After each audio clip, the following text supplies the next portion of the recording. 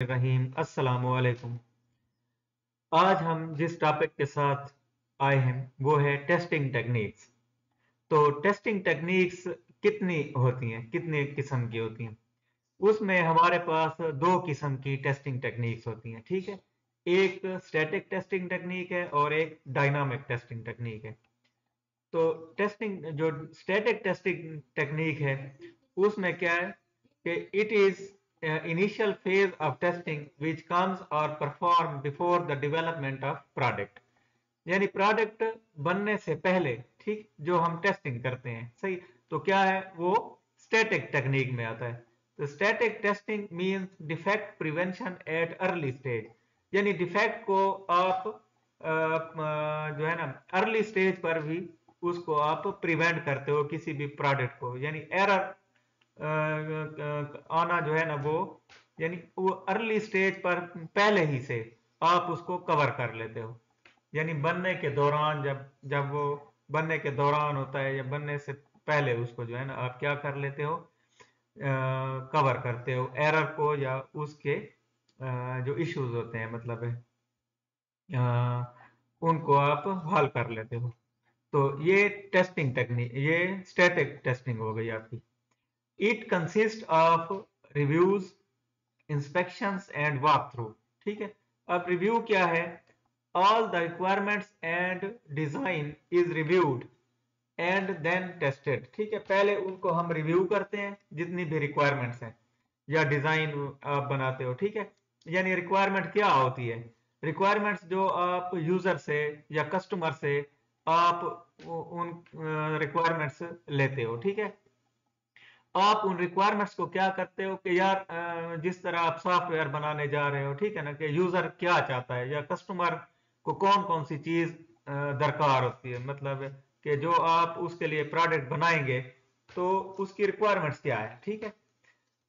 तो उसका डिजाइन को और रिक्वायरमेंट को आप थारोली जो है रिव्यू करते हैं, ठीक है। रिव्यू करना यानी उसको बार बार चेक करना, रिव्यू करना, व्यू और रिव्यू, यानी बार बार उसको आप चेक करते हैं और फिर उनको टेस्ट करते हैं रिक्वायरमेंट्स को, क्या वो सही है, मतलब रिक्वायरमेंट्स सही और डिजाइन उसका सही है, वगैरह वगैरह। इंस्पेक्शन, इंस्पेक्शन चेकिंग को कहते हैं। इंस्पेक्शन का मतलब है कि जिस तरह हम कहते हैं कि यार फलां इदारे की इंस्पेक्शन पे फलां लोग आ रहे हैं, ठीक है, यानी चेकिंग पे उनका सारा जो वर्किंग है उसको हम इंस्पेक्ट करते हैं, चेक करते हैं। Means inspection whether, inspection means to inspect whether each character role or role involved in the testing process is working according to his or her job। क्या हर आदमी जो टेस्टिंग प्रोसेस में है, ठीक है, प्रोसेस में काम कर रहा है, यानी टेस्टर हो गए, ठीक है, वगैरह वगैरह, जो टेस्टिंग टीम में है आपके लोग, तो क्या वो सही काम कर रहे हैं या नहीं। तो इस चीज को हम इंस्पेक्ट करते हैं। Walk through is a demonstration given before releasing the product. यानी वॉक थ्रू का मतलब क्या है कि आप एक डेमोन्स्ट्रेशन देते हैं, ठीक है। यानी प्रोडक्ट को रिलीज करने से पहले आप उसको सारा उसका ओवरव्यू, उसकी चेकिंग वगैरह ये सारा आप कर लेते हैं। एक डेमो आप लेते हो उसका। उसकी एक ये भी एक किस्म की एक चेकिंग है कि यार हम दे दे रहे हैं ना एक प्रोडक्ट, आप मार्केट में रिलीज कर रहे, तो उससे पहले आप एक डिमॉन्स्ट्रेशन, उसकी एक चेकिंग करते हो क्या क्या ये according to the needs of the customer काम कर रहा है या नहीं। दूसरा है डायनामिक टेस्टिंग। अब डायनामिक टेस्टिंग क्या है कि dynamic testing is the dynamic testing is the testing at the final phases of the development. यानी ये डायनामिक टेस्टिंग क्या है, ये फाइनल फेजेस में होती है किसी भी डेवलपमेंट प्रोसेस में। For example what will be the output, ठीक, when values are put into the variables. जब हम वैल्यूज पुट करेंगे वेरिएबल में तो हमें कौन से आउटपुट मिलेंगे, ठीक है। तो इन वेरिएबल्स के नतीजे में हमें, वैल्यूज के नतीजे में हमें कौन से आउटपुट मिलेंगे। इट हैज डिफरेंट सब टाइप्स, इसकी डिफरेंट सब टाइप्स हैं। जैसे आपकी वाइट बॉक्स टेस्टिंग, ठीक है, black box testing, loop testing, data flow testing, ये सारी उससे आपकी डायनामिक टेस्टिंग से। क्यों कि ये उसकी मतलब है कि ये आउटपुट और इसकी यानी फंक्शनैलिटी या इन चीजों से ये रिलेट करती है। ठीक, समझ आ रही है ना आपको? तो ये क्या है, ये आपकी फंक्शनैलिटी, जैसे व्हाइट बॉक्स टेस्टिंग है। तो व्हाइट बॉक्स टेस्टिंग क्या है? White box testing is the testing where the internal code is known to the tester। ठीक, और व्हाइट बॉक्स में क्या है कि एक ओपन चीज होती है। ठीक है, वो टेस्टर को जो है ना, वो प्रोग्राम जो इंटरनल स्ट्रक्चर है या कोडिंग है, वो उसको पता होता है। ठीक है, टेस्टर को। और वो टेस्टर जो है वो खुद डेवलपर भी हो सकता है। ठीक है, वो डेवलपर ही होता है, मतलब क्योंकि उसने खुद ही डेवलप किया हुआ होता है ना, तो इसलिए उसको कोड का पता होता है। सही है, तो ये व्हाइट बॉक्स है। सही है ना, व्हाइट बॉक्स जिस तरह हम कहते हैं कि जैसे सफेद दिन होता है तो उसको हर चीज मतलब नजर आती है, सही आपको नजर आती है ना, तो व्हाइट बॉक्स इसलिए इसको। और ब्लैक बॉक्स क्या है कि ब्लैक बॉक्स में जो इंटरनल कोड जो है वो टेस्टर को पता नहीं होता, और it is use to test the functionality of the product, और वो सिर्फ फंक्शनैलिटी उसकी चेक करता है। ठीक है, उसको कोड से कोई सरोकार नहीं है। जो ब्लैक बॉक्स में टेस्टर क्या करता है, किस चीज को टेस्ट करता है, वो उसकी फंक्शनैलिटी को टेस्ट करता है। ठीक है, क्या क्या ये प्रोडक्ट जो है ये सही फंक्शन कर रहा है, ये सही काम कर रहा है, उससे उसके कोड से उसको या इंटरनल स्ट्रक्चर से टेस्टर को कोई सरोकार नहीं है, सिर्फ उसने उसकी फंक्शनैलिटी टेस्ट करनी होती है। Loop testing is to test the working of loop. ठीक है, जैसे आप लूप चलाते हो ना, तो कि भाई आपने प्रिंट करना है, अपना नाम है या कोई स्टेटमेंट है, आपने एक से ज्यादा मरतबा आपने वो करनी है, प्रिंट करनी है, या आपने चलाना है। ठीक है, तो उस चीज की टेस्टिंग को हम क्या कहते हैं? ये लूप टेस्टिंग, जो लूप की वर्किंग को टेस्ट करता है। और condition testing is to test the condition of the code. ठीक है ना, यानी कंडीशंस आप डिफरेंट लगाते हो। ठीक है, तो ये नीचे हम इसको मजीद इसकी एग्जांपल के साथ देखेंगे कि जिस तरह कंडीशन आप लगाते हो, इफ एल्स वगैरह, ये सारी चीजें उस कंडीशन की टेस्टिंग को ये टेस्ट करता है। और data flow testing is to test the flow of data. ठीक है, डेटा कहाँ पे फ्लो कर रहा है। ठीक है, ट्रेवल ऑफ डेटा, ये कहाँ से आ रहा है, कहाँ जा रहा है, मतलब है। ठीक है, किस सिमत में वो डेटा किस किस मॉड्यूल में, मतलब है वो कहाँ से किस मॉड्यूल से आ रहा है और किस मॉड्यूल में वो ट्रेवल कर रहा है, या विद इन द मॉड्यूल जो है वो भी आप इसको चेक करते हैं, यानी डेटा फ्लो की जो टेस्टिंग होती है। और दूसरा है हमारे पास coverage based testing. Coverage based testing is the process which is used to write test cases। ठीक है, आप टेस्ट केसेस लिखते हो इसमें। It satisfy a specific criteria as well as to test the program। There are different types of coverage based testing। ठीक है, ये specific criteria होता है। ठीक है, जो प्रोग्राम को टेस्ट करता है, आप जो प्रोग्रामिंग करते हो, ठीक है, आप जो कोड लिखते हो उसको ये टेस्ट करता है। और इसकी डिफरेंट टाइप्स हैं। ठीक है, एक स्टेटमेंट कवरेज है, ब्रांच कवरेज है, कंडीशन कवरेज है, और मल्टीपल कवरेज कंडीशन कवरेज है। स्टेटमेंट कवरेज में क्या है कि is every statement of the program every statement of the program should be tested. यानी हर जो प्रोग्राम यानी प्रोग्राम में जितनी भी स्टेटमेंट्स हैं, ठीक है, तो उनको ये टेस्ट करती है। ठीक है, स्टेटमेंट कवरेज। फॉर एग्जांपल, ये जिस तरह हमने ऊपर भी पढ़ा था कि आपको एग्जांपल आगे आएंगी, जिस तरह ये इंट हम करते हैं ना, int i is equal to 10, if i is greater than 5 print hello. यानी अगर उसकी वैल्यू आई की वैल्यू 5 से ज्यादा हो, ठीक है, तो उसको प्रिंट कर दे, अदरवाइज वो नहीं करेगा। तो ये कंडीशन को चेक करता है, मतलब तो ये कंडीशन कवरेज हो गई हमारे पास, कंडीशन स्टेटमेंट वो हो गई हमारे पास। दूसरा है branch coverage. Branch coverage, every possible alternative in the branch or decision should be tested or examined।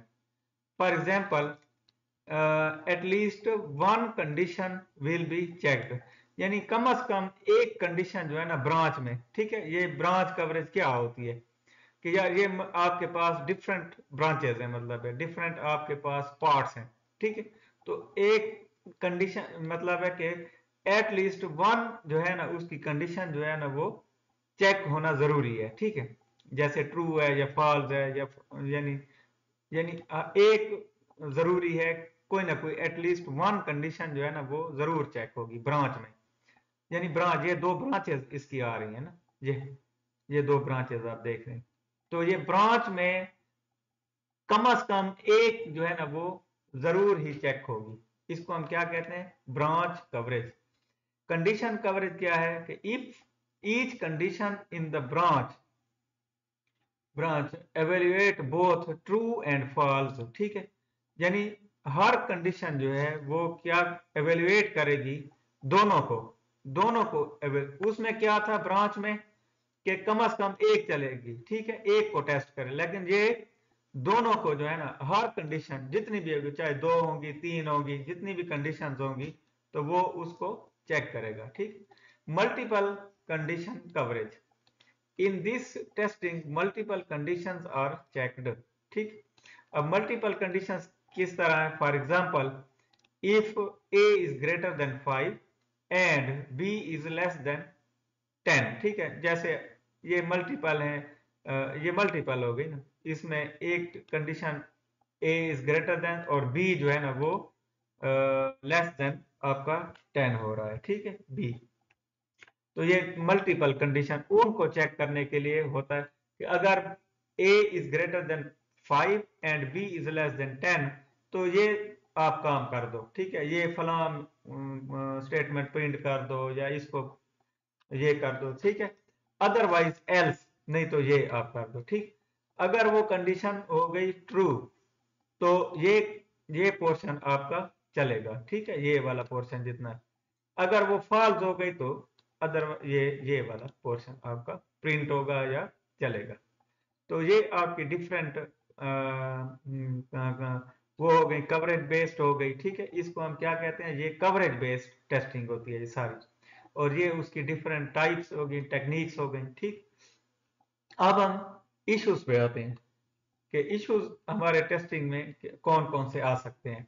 Unstable test environment, unstable test environment की वजह से हमारे जो है ना वो इश्यूज आ सकते हैं। ए सिचुएशन अनस्टेबल इन्वायरमेंट क्या है, a situation under which the test process can not be perform smoothly, यानी आप जो टेस्टिंग प्रोसेस है वो सही तरीके से आप परफॉर्म नहीं कर सकते, ये ऐसी इन्वायरमेंट है, एक ऐसी सिचुएशन है। For example a server is overloaded due to which an application और request reset again and again, ठीक है, यानी बार बार जो है वो सर्वर जो है वो डाउन हो रहा है, ठीक है, और ओवरलोडिंग की वजह से वो दोबारा फिर रीसेट होता है बार बार, तो ये एक ऐसी सिचुएशन है, एक अनस्टेबल सिचुएशन हो गई, ठीक है, तो ये फिर टेस्टिंग में हमें जो है ना एक प्रॉब्लम करती है। Wrong testing estimation, wrong testing estimation में क्या है कि unnecessary testing and to test those applications which do not require test at all, यानी जिन चीजों को हमने टेस्ट ही नहीं करना तो हम उसको खामखा टेस्ट किए जा रहे हैं मतलब, तो जिनको हमें जरूरत ही नहीं है तो उस पे हमने रिसोर्सेज भी जाया कर दिए, अपना टाइम भी जाया कर दिया, ठीक है ना, अपनी एफर्ट भी लगा ली, ठीक है, तो इससे जिस चीज से हमें कोई सरोकार ही नहीं है, तो रॉन्ग टेस्टिंग, आप जो चीज टेस्ट करने जा रहे हो, जो काम आप करने जा रहे हो उस काम के मुतल्लिक आपको पता होना चाहिए, टेस्टिंग के मुतल्लिक आपको पता होना चाहिए कि भाई जो टेस्टिंग हम करने जा रहे हैं वो सही हो, यानी सही चीज पे हम उसको मतलब है टाइम वो करें लगाएं। इंटेंसिव चेंज इन रिक्वायरमेंट, यानी रिक्वायरमेंट्स में बहुत ज्यादा तब्दीलियां और बार बार तब्दीलियां, ठीक है, यानी कस्टमर की तरफ से वो आ रही हैं रिक्वायरमेंट्स, ठीक है, तो आप क्या करते हो कि उस वो भी टेस्टिंग में एक बहुत बड़ी बड़ी हर्डल है, ठीक है, उसमें आपका वक्त भी ज़ाया होता है, आपके रिसोर्सेज भी ज़ाया होते हैं, ठीक है, और बार बार आपको जो है ना एफर्ट करनी पड़ती है, तो ये एक बहुत चैलेंजिंग टास्क है, ठीक। Lack of communication, testing process is affected due to communication gap between tester and developer.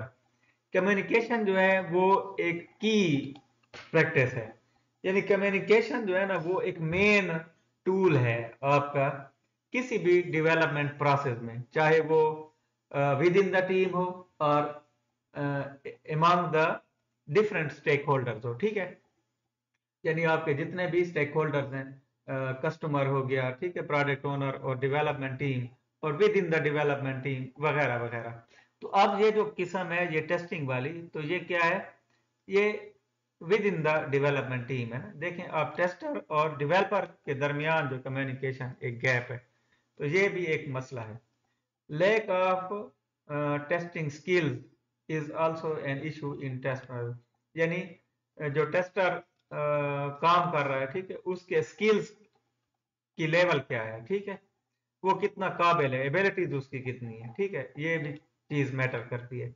Missing of documentation, missing of documentation का मतलब क्या है कि specification of requirements are documented, in case of missing of such documents the testing process में be affected, ठीक, यानी आपका documentation जो है वो मिस हो जाती है, ठीक, जो चीज आप सारी रिक्वायरमेंट्स के मुतालिक सारी मालूमात और नॉलेज आप इकट्ठा करते हो, ठीक, तो उसी नॉलेज की बुनियाद पे आपने चीज़ों को टेस्ट करना होता है ना। तो अगर उनमें से कोई एक चीज़ भी अगर मिस हो गई तो ये एक प्रॉब्लम है आपके लिए। तो ये डिफरेंट इश्यूज थे हमारे टेस्टिंग से मुतल्लिक, और ये डिफरेंट हमारी टेक्निक्स थी जो हमने आज कवर की इस लेक्चर में। उम्मीद है ये आपके लिए हेल्पफुल साबित होगा। तो इंशाल्लाह अगले लेक्चर के लिए हमें इजाज़त दीजिए अगले लेक्चर तक, और आपसे एक रिक्वेस्ट है कि इसको सब्सक्राइब कर लिया करें। Thank you very much. खुदा हाफिज़।